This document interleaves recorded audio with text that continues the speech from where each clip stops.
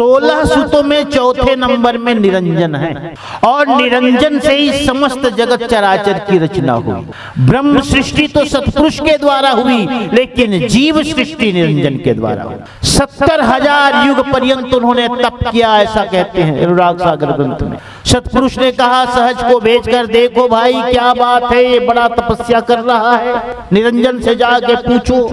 तो निरंजन ने से जाकर सहज ने पूछा तो कहे मुझे तीनों लोक चाहिए। पहले तो कहा मुझे मानसरोवर चाहिए, तो साहब ने कहा ठीक है मानसरोवर ले लो। फिर 70 युग पर्यंत उसने तपस्या की, फिर भेजा सहज को, देखो क्या बात है, फिर बहुत तपस्या कर रहा है, क्या कारण है तपस्या का। तो जाकर के सहज ने पूछा निरंजन से, क्या बात है, क्या चाहते हो, क्यों तप कर रहे हो, तपस्या कर रहे हो। तो कहते हैं निरंजन ने, मुझे मानसरोवर द्वीप के अलावा तीनों लोक चाहिए, वो भी मुझे चाहिए, मिलना चाहिए। फिर सतपुरुष ने तीनों लोक भी दे दिया उसे।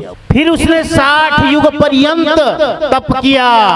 फिर उनसे पूछा गया कि क्या बात है, क्यों तप कर रहे हो। तब उसने कहा था मुझे जीव सृष्टि करनी है, और जीव सृष्टि करने के लिए मुझे सामग्री दी जाए। तब सतपुरुष ने अष्टांगी को और बीज रूप में जीव को सतलोक से भेजा था। यहाँ पर ध्यान से सुनना, जीव कब से इस जगत में आया।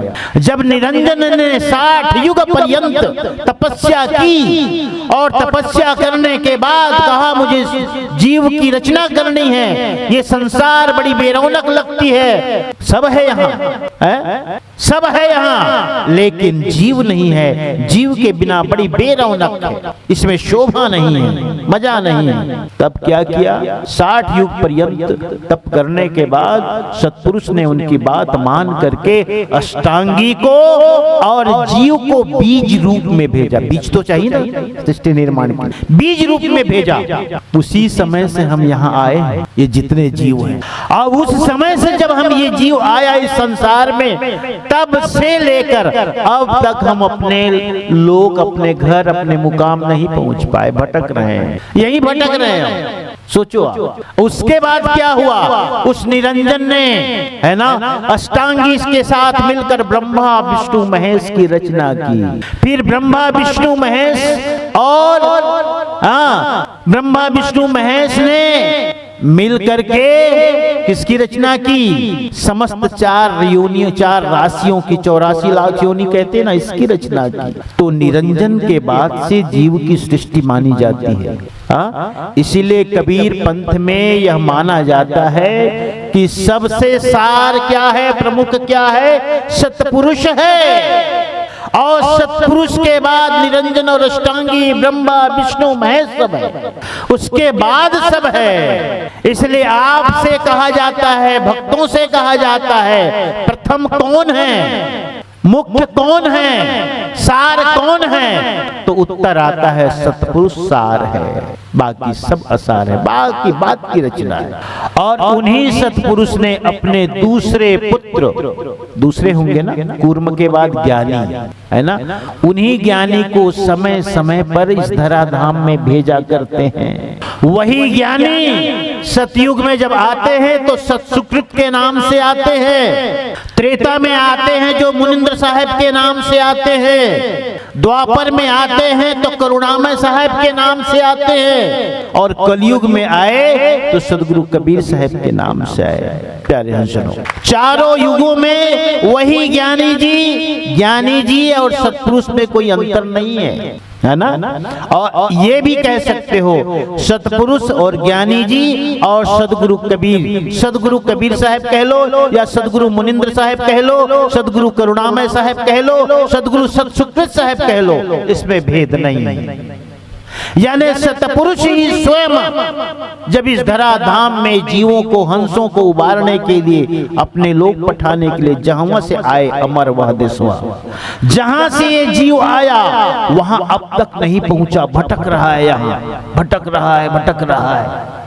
और इसको भटकाने के लिए निरंजन ने ऐसा काल का पसारा यहाँ फैलाया है, सब उस जाल में फंसे जा रहे हैं।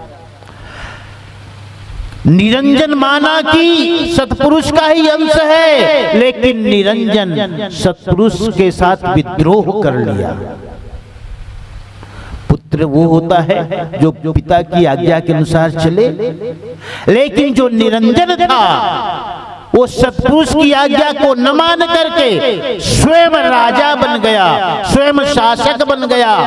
कहा मेरा भी तो कोई अस्तित्व है ना, और जीवों को भरमाने लगा, अरे सतपुरुष की कोई पूजा न करो, मैं ही प्रमुख हूं, मैं ही मुख्य हूं, मेरी आराधना उपासना करो, मेरी मान्यता करो, मैं ही हूं। इस प्रकार के जीवों को भटकाया है, और ये जीव सदा निरंजन के भटकावे में आता गया है।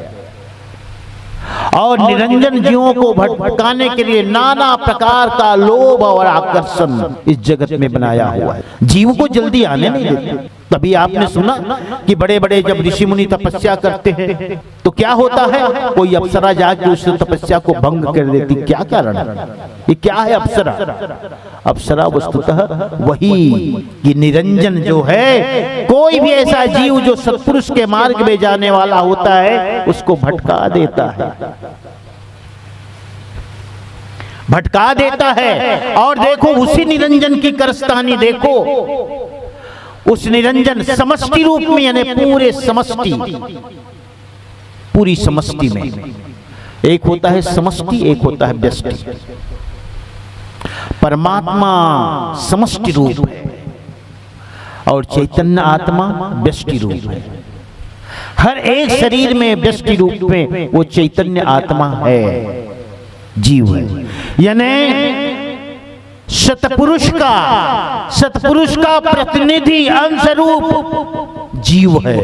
ध्यान से समझना, बात समझ में आ जाएगी। सतपुरुष का अंश रूप जीव है और निरंजन का अंश रूप मन है जो सबके भीतर बैठा है। उस निरंजन ने आपको भटकाने के लिए, और जब मन को बैठा दिया, वो मन आपके अंदर उचाट मारता है। तभी आप कहते हो साहेब भजन सुमरन में मन नहीं लगता। क्यों लगेगा? क्योंकि जहां भजन सुमरन में मन लगाने लगो, उस निरंजन को खबर मिल जाती है ये जीव मेरा रास्ता छोड़ करके सत्पुरुष के रास्ते में जा रहा है। मन को कहता है भटकाओ, खींचो इसको। फिर मन नाना उपद्रव करता है भाई, फिर आपके हाथ गोड़ में दर्द पैदा कर देता है, भजन करने नहीं देता, लगने नहीं देता। क्योंकि लगने कैसे दे? अगर लगने दे तो सब तो निरंजन काल पुरुष को छोड़ करके सत्पुरुष की तरफ जाने लगेंगे, और ये बिल्कुल पसंद नहीं है काल पुरुष को और निरंजन को। तो मन उसका सच्चा प्रतिनिधि है, एकदम बड़ा सेवक है, उसकी हर बात मानता है, सुनता है। इसलिए कहीं भी तुम जाओ वो आ जाता है।